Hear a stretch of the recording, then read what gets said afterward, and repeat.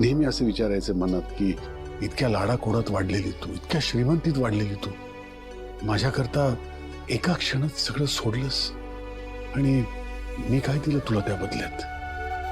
म्हणजे मला दिसायचं ग तुझ्या डोळ्यात, तुझी स्वप्न मला दिसायची, तुझ्या अपेक्षा मला दिसायच्या. मी मात्र तुझं एकही स्वप्न, कुठलीही अपेक्षा पूर्ण नाही करू शकलो. काय बोलताय तू? अगं खरं तेच सांगतोय लक्ष्मी. म्हणजे लग्न झाल्यावर तुला काय दिलं मी? फक्त जबाबदाऱ्यांचं ओझं दिलं आणि जी काही संकट, जी काही टेन्शन झाली ती माझ्या बरोबर भोगायला लावली. अर्थात तू सगळं हसतमुखाने झेललंस, सगळं हसतमुखाने पार पाडलंस ग. पण तरी माझं मन मला खायचं ना. आणि जेव्हा जेव्हा हा फोटो बघायचो ना, सगळा भूतकाळ असा सरकन डोळ्यासमोर जायचं. पण आता आज परिस्थिती बदलायला लागली आहे. आपली आता फॅक्टरी सुरू होईल म्हणून म्हटल्यानं बघत होतो की या मनस्थितीत या फोटोकडे पाहिलं की कसं वाटतंय. खबरदार हं. पुन्हा अशा जुन्या आठवणींकडे वळलात तर. आणि शपथ घेऊन सांगते हो, तुमच्या बरोबरचा संसार खूप सुखाचा आहे माझा. तुमच्याबरोबर घालवलेला प्रत्येक क्षण सुंदर आहे. नाही असतील ना, आपण एकत्र पाहिलेली स्वप्न असतील, ती पूर्ण व्हायला वेळ लागलाय कदाचित. पण लग्न म्हणजे फक्त स्वप्नांचं ओझं एकमेकांच्या खांद्यावर टाकणं असतं का? नाही आहो. लग्न म्हणजे एकमेकांना समजून घेणं, सांभाळणं आणि पाहिलेली स्वप्न पूर्ण करण्याचा प्रयत्न करणं. आणि जे तुम्ही सातत्याने करताय, तुमचा कुठलाही प्रयत्न माझ्या लक्षात आला नाही असं समजू नका कधी. आणि स्वप्नांचं काय हो, पूर्ण होतील, नाही होणार. महत्वाचं काय आहे, तुम्ही आणि मी एकत्र असणं. जोपर्यंत तुम्ही माझ्या बरोबर आहात, मी आनंदातच होते आणि आहे. आणि तुम्ही म्हणालात तसं आता सगळी स्वप्न पूर्ण होताना दिसतायत मला. आता तुम्ही ती फॅक्टरी सुरू कराल, मला माहिती आहे. तुम्ही खूप मेहनत घ्याल त्यावर, पैसेही पदरात येतील. आणि मग तुम्ही माझ्यासाठी पाहिलेलं स्वप्न, आपलं लक्ष्मी निवास, तेही दिमाखात उभं राहील. खात्री आहे मला.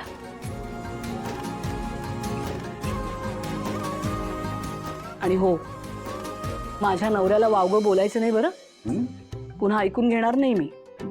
हा, माझ्या नवऱ्यासारखा नवरा नाहीच मुळी कुठे.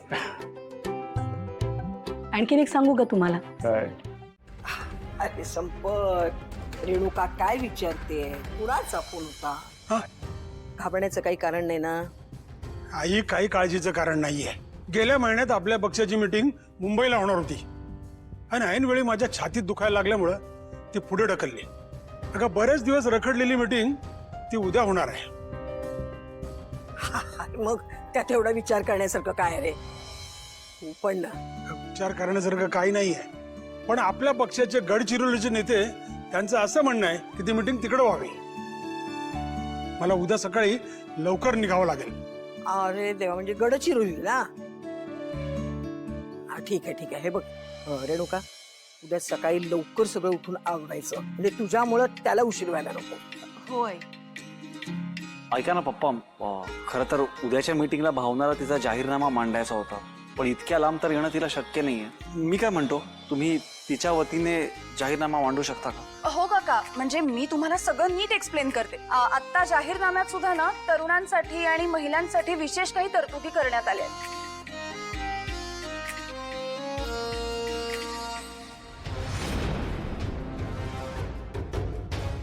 ही भावना सतत पुढे पुढे करायचं कारण शोधत असते. देवाने प्रत्येक सुख तिच्या पदरी अगदी सहजपणे टाकलंय. तिला मूल होतंय, घरात पण मान तिलाच मिळतोय, राजकारणातही स्वतःची जागा मिळवली तिने, आणि वर मला चॅलेंजही केलंय. मी काय करतेय तर ही अशी एकटी उभी राहून तिच्यावर जळतीये. ते काही नाही, मला आता असा वार करावा लागेल की भावनावर परत कधीच कोणीच विश्वास ठेवणार नाही. आई, जयंत तुमच्यावर चिडणार आहे बरं का ग?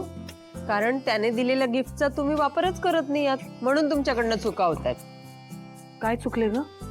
आई, ही साळवी काकूंची ऑर्डर आहे आणि ती गजानन स्टोअरची. दोन्ही ऑर्डरची तुम्ही आदलाबदल केली. अगं बाई, खरंच की ग. तेव्हा आता ही ऑर्डर त्या स्टोअर मध्ये गेली असती तर पुन्हा काही त्यांनी ऑर्डर दिली नसती आपल्याला. किती नुकसान झालं असतं. बरं झालं तुझं लक्ष गेलं. तर म्हणूनच तर जयंतने आपल्याला त्या स्टिकरच्या चिठ्ठ्या दिल्या होत्या ना, त्याच्यावर सगळं लिहून ठेवूयात. त्या रंगीतवाल्या ना बाई विसरलीस. थांबतात आणते.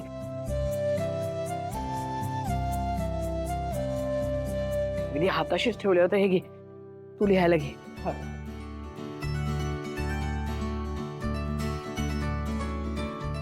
ही हे इथे चिकटवते आई. हा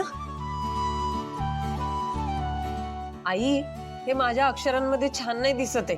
तुम्हीच लिहिता का?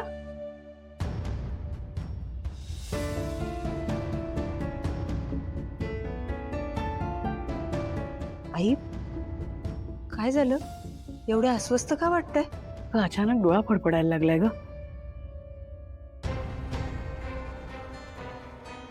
आई, नका ना एवढा विचार करू. अगं का कुणास ठाऊक असं अचानक फडफडायला लागलाय. अशुभाची चाहूल तर नसेल नाही? आई, आता तुम्ही अतिविचार करताय. हा, असं काही अशुभ घडणार नाही. धडधडायला लागलाय ग अचानक. आणि आपली सगळी माणसं पण घराच्या बाहेर आहेत बघ ना. हे कामानिमित्त बाहेर गेले.